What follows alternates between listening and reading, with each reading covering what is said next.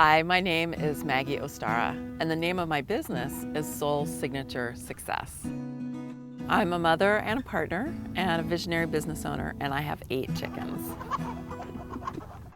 When I was a little kid, I was actually very sensitive and intuitive, which I didn't know at the time. I didn't know about intuition. That wasn't a word that anybody in my family used.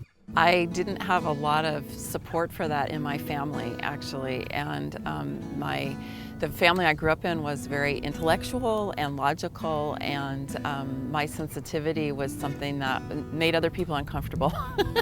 So what I learned to do was to focus on the thing about me that people really admired and thought was cool, which is that I was good at math. I was good at math from when I was really little, and I cultivated that because it was approved of and acknowledged and something that you could study in school. I mean, you never study intuition in school, right, in elementary school. And it was a real trade-off for me because I learned to suppress my sensitivity and my intuition in pursuit of really my left brain logical side. And as I got to be older, I realized that actually my spirit was speaking to me and that guides were speaking to me. And now that's something that I've cultivated and learned. But I had to unlearn a lot of things that I took in as a young person. One of the major influences on me as a kid was that I grew up in an African-American neighborhood during the 1960s. I was one of the few white kids at my school, and we had, classes of about 35 kids, and there were about 3 white kids. And I grew up knowing what it was like to be a minority, even though I knew in the larger world I wasn't. I learned a lot about that, and I learned what it was like to interact with people at a time when there was a lot of intensity around who really was a citizen, what does that mean to be a citizen, what does it mean to be empowered. And the other piece that came in for me, particularly when I was a teenager, is that my mother became a very active feminist. Feminism came along right on the tails of civil rights, and so I grew up both steeped in the questions of civil rights and feminism. And that is a question that has stayed with me throughout my entire life, really, is the question about freedom and empowerment and where does it come from.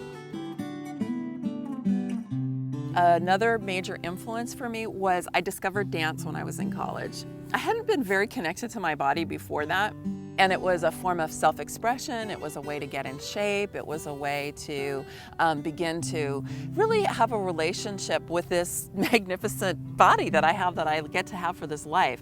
And what's happened for me over these last 30 years is that the experience of being in a body has been very, very important for me. I've studied many different forms of movement and movement expression and using movement for healing and for self-exploration, and that we can become more and more spirit in form. And so for me, it's that incredible dynamic between being in a body, experiencing the material world, and being very much open to all of the intelligence that is available to us on many, many different dimensions. I was inspired to create the business that I am in now, particularly out of the changes that were happening in our economy over the last few years. And it really inspired me.